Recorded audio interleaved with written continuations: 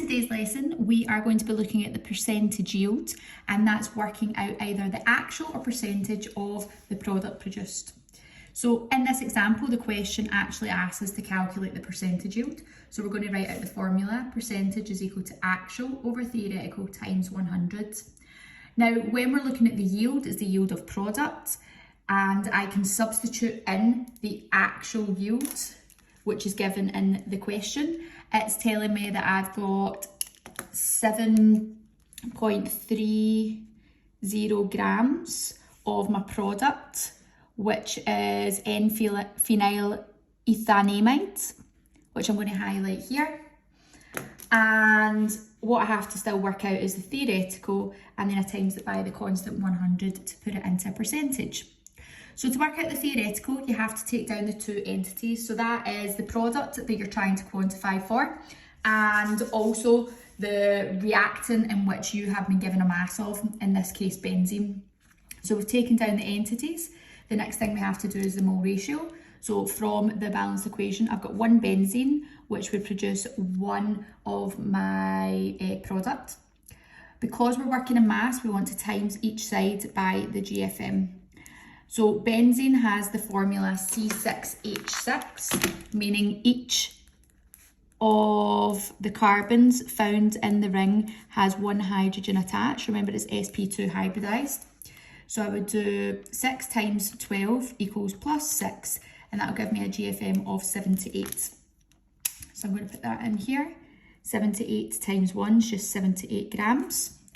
And if I was to do this, the benzene has substituted the top hydrogen for the nitrogen, hydrogen, and the COCH3. So if I take away 1 to take away the hydrogen which was substituted, add 14 for the nitrogen, plus 1 for the hydrogen, plus 12 for the carbon, plus 16 for the oxygen, plus 12 for the carbon, and plus 3 for the 3 hydrogens, which are found in the end. That gives me a GFM of 135 grams for my product. Now, in the question, I don't have 78 grams of benzene. I was given 8.76, so same substance, same side, 8.76 grams, and then we would cross multiply. So we do 135 multiplied by 8.76, and then divide that by 78 to scale it.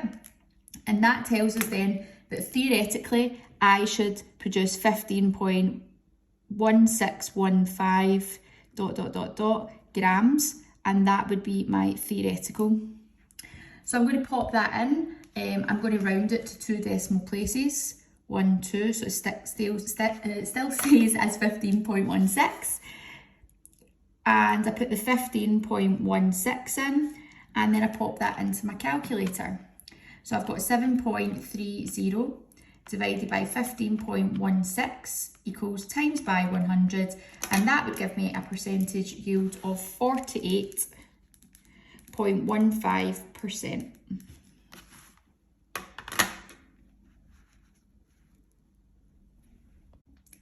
This past paper questions from the Advanced Higher Revised 2015, written 4C.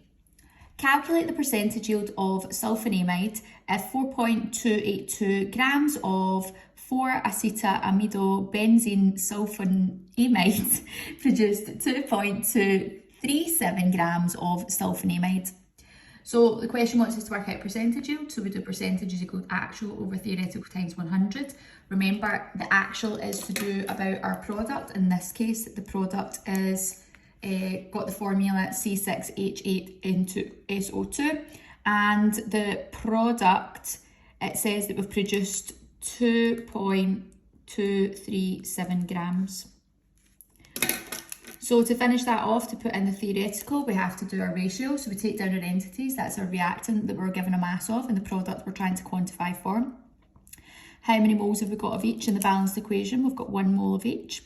And then we need to times it by the GFM on either side.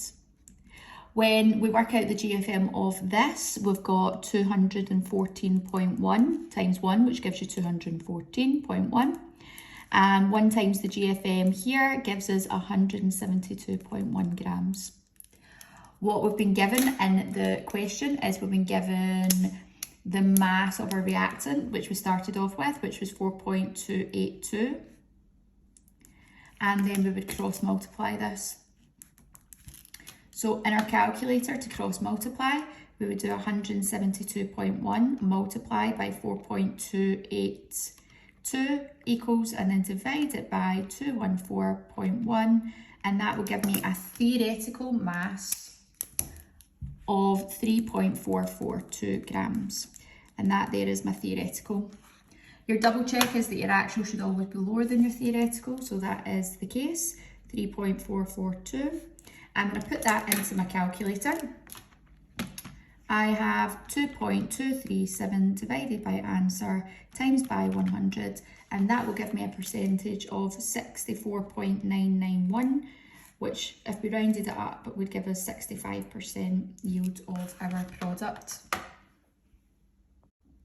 So in this example, we have been asked to calculate the actual mass of compound X. So stage 1, we have to rearrange the equation so that we've got actual is equal to theoretical times the percentage yield over 100.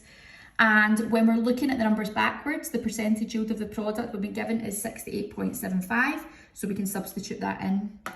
The next step is to work out the theoretical. So we have to take our entities. We've got compound X, which I've changed into the molecular formula, and we've got our reactant, which is a 2-chloromethylpropane, that we have been given a mass of in the question. So now that we've got our formulas, we have to say how many moles we've got of each. It's a 1-to-1 ratio. We're working in mass, so therefore we want to work out the GFM of each.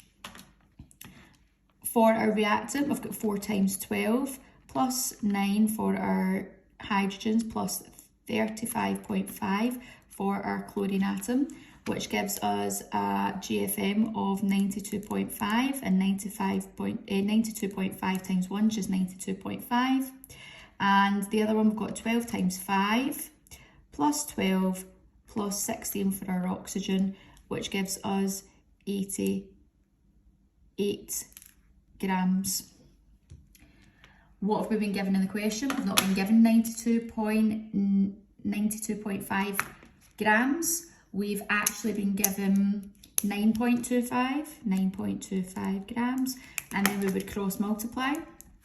So to do that, we would do 88 times by 9.25, answer divided by 92.5, and that gives us a mass of 8.8 grams for our theoretical value. If we pop that in here, 8.8, and we complete that calculation, we've got 8.8 times 68.5, answer divided by 100, and that will tell me that my actual yield should be 6.028 grams. My double check is that my actual should always be lower than my theoretical, which is, and that's how we can rearrange that equation. This past paper question's from the Advanced Higher 2019 written 9B. The question asks us to calculate the mass of cathinone, which is produced from 9.5 grams of 1-phenyl-propanone, assuming the percentage yield of 71.8%. So to do this, what we want to do is we want to make sure we've got our correct formula, that we've rearranged it so we're working out the actual mass. So that's theoretical times percentage yield. The percentage yield that we've been given in the text is 71.8%. We then have to work out our theoretical. So to do that, we take our reactant and our product. We look at the mole ratio, and it's 1-to-1. We want to times both sides by the GFM because we want to be working in mass. The GFM of each is given. So for our 1-phenyl-propanone, it's been given 134 grams. And our product is 149 grams. What number have we been given in the text? We've been given 9.5 grams of our reactant, 9.50 grams, and then we would cross multiply. So our math here would be 149 times by 9.5, answer divided by 134. And that would give me a theoretical mass of 10.56 grams. I pop that into here, that's my theoretical, 10.56. 10.56 times by 71.8, answer divided by 100, and that gives me an actual mass of 7.58 grams. And my double check is that my actual mass should always be lower than my theoretical, which again is the case. So this question is a little bit more difficult because in this question they've actually given us a mass of our first and second reactant, and as a result what we actually have to do first is we have to calculate the excess and the limit of both of our reactants to see which one is going to be quantifying our product. So what we have here is our isopentyl alcohol, which is C5H11OH, and the other reactant we have is ethanoic acid or acetic acid, which has the molecular formula CH3COOH. So we can see from the equation it's a 1-to-1 ratio. And what we want to do is we want to calculate the number of moles of each. So we're working with the mass triangle, M is equal to N times GFM. So number of moles, the mass of our isopentyl alcohol that they've given us is 9.7. And the GFM of our isopentyl alcohol, we do 5 times 12 plus 11 plus 16 plus 1, and that gives me a mass of 88. I'm going to put that into my calculator, 9.7 divided by the answer. That gives me the number of moles as 0.11. Now this information is to do with the actual number of moles I've got of my first reactant. I do the same on the other side. I look at the information they've given me. They've given me a mass, so I'm going to be working with number of moles. Number of moles equal to mass over GFM. The mass that they've given me in the text is 7.3. And the GFM, I would do 12 plus 3 plus 12 plus 32 for my 2 oxygens plus 1, which gives me a mass of 60. Do 7.3 divided by answer, and that comes in at 0.12. So that's the actual number of moles that I have. So write A next to that, that's actual and actual. So what we want to do is we want to scale across. So if we were to say we were using all of this up, 0.11, to cross multiply, you would do 1 times 0.11 divided by 1, which just comes out at 0.11. And that is my theoretical yield of the acetic acid. So what I do is I take my actual and I take away the theoretical, which is 0.11. And that would leave me with 0.12 minus 0.11. That would leave me with plus 0.01, which tells me that this is in excess. I want to prove that the other one is the limit, so I do it the opposite way. If I had 1 mole, it would react with 1 mole. I don't actually have 1 mole of my acetic acid. I've got 0.12. If I times by 1 divide by 1 for my cross multiplication, it would still come out at 0.12. Now that there is the theoretical for my isopentyl alcohol. What I want to do is take that away from what I actually have, 0.12. And if I was to do that in my calculator, 0.11 minus 0.12, that gives me a negative answer, minus 0.01 moles, which means that's my limit because you can't have negative a reactant. So as a result, we always use our limit to quantify for our product. So therefore, the limit that I'm going to be using is the C5H11OH. And if I look at the ratio, it's still a 1-to-1 ratio. The percentage yield that they've given me in the question, because it wants me to work out the actual, I'm going to have to do theoretical times percentage divided by 100. The percentage that they've given me of my product is 67%. And now I'm going to work out the theoretical. Because I'm working in maths, I want to times both sides by the GFM. So I'd already worked out the GFM earlier on of this, which was 88 grams.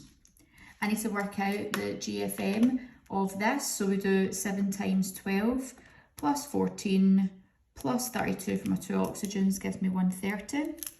I don't have 88 grams.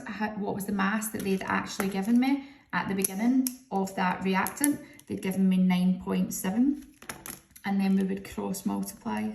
So to cross multiply, we would take the 130, times it by 9.7, answer divided by 88. And that gives me a theoretical mass of my product as 14.3295. So I'm going to round that. We would keep it in the calculator, but just for the purpose of this, to 14.33. But I'm going to keep that in the calculator anyway, 14.33. We times that by 67, answer divided by 100. And that gives me an actual mass of my product as 9.6 grams.